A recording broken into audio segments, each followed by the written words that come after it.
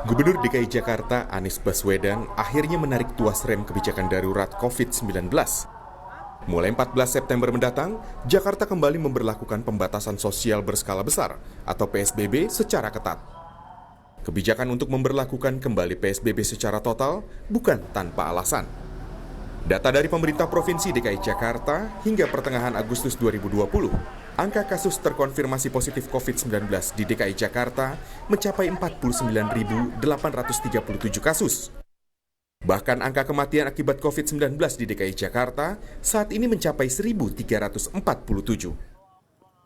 Jadi, menaikkan kapasitas menjadi 4.800-an itu, bila tidak disertai dengan pembatasan penularan secara ketat seperti sekarang ini, maka tempat tidur itu pun akan penuh di pekan kedua Oktober.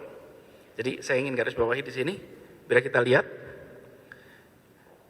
bila kita naikkan 20% akan menjadi 4.807, ini tercapai insya Allah tanggal 6 Oktober. Naik terus trennya, kita akan ketemu masalah baru. Karena itu, ya jangka pendek kita akan terus meningkatkan kapasitas, tapi jika tidak ada pembatasan ketat, maka ini hanya sekedar mengulur waktu, dalam kurang dari 1 bulan, rumah sakit akan kembali penuh. Ini untuk tempat tidur isolasi di rumah sakit kasus sedang. Yang berat membutuhkan ICU. Ini saya ingin tunjukkan data ICU kita. Situasinya tidak lebih baik. Situasi tidak lebih baik. Di sini kalau kita perhatikan, kapasitas ICU kita ada 528 tempat tidur. Bila kenaikan yang berjalan terus sejak Agustus sampai September ini, selama bulan Agustus meningkat drastis, trennya akan naik terus, maka 15 September akan penuh. Kita coba tingkatkan 20% menjadi 636, dan itu pun nanti akan mulai penuh di sekitar tanggal 25 September. Jadi, dari 3 data ini, angka kematian, keterpakaian tempat tidur isolasi, keterpakaian ICU khusus COVID, menunjukkan bahwa situasi wabah di Jakarta ada dalam kondisi darurat. Presiden 2 hari yang lalu menyatakan dengan tegas kepada kita semua bahwa jangan restart ekonomi sebelum kesehatan terkendali. Beliau jelas meletakkan kesehatan sebagai prioritas utama.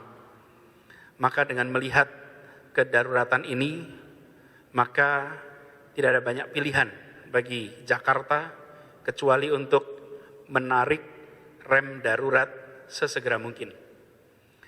Dalam rapat gugus tugas percepatan pengendalian COVID-19 di Jakarta tadi sore, disimpulkan bahwa kita akan menarik rem darurat, yang itu artinya kita terpaksa kembali menerapkan pembatasan sosial berskala besar seperti pada masa awal pandemi dulu. Bukan lagi PSBB transisi, tapi kita harus melakukan PSBB sebagaimana masa awal dulu, dan inilah rem darurat yang harus kita tarik.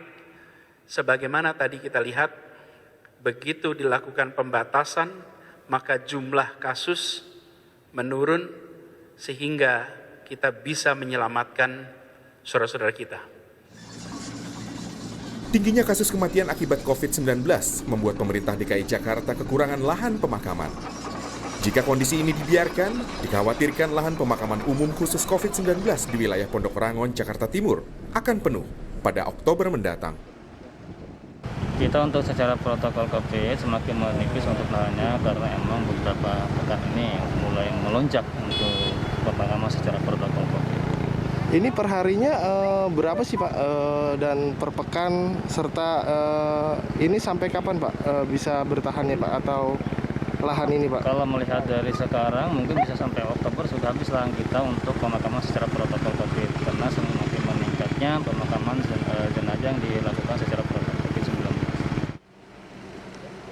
Pemerintah Provinsi DKI Jakarta telah melonggarkan PSBB melalui PSBB transisi fase pertama pada 5 Juni lalu. Saat itu, Gubernur Anies menegaskan akan kembali memperketat PSBB jika kasus positif corona di Jakarta kembali naik. Tim Liputan, Kompas TV.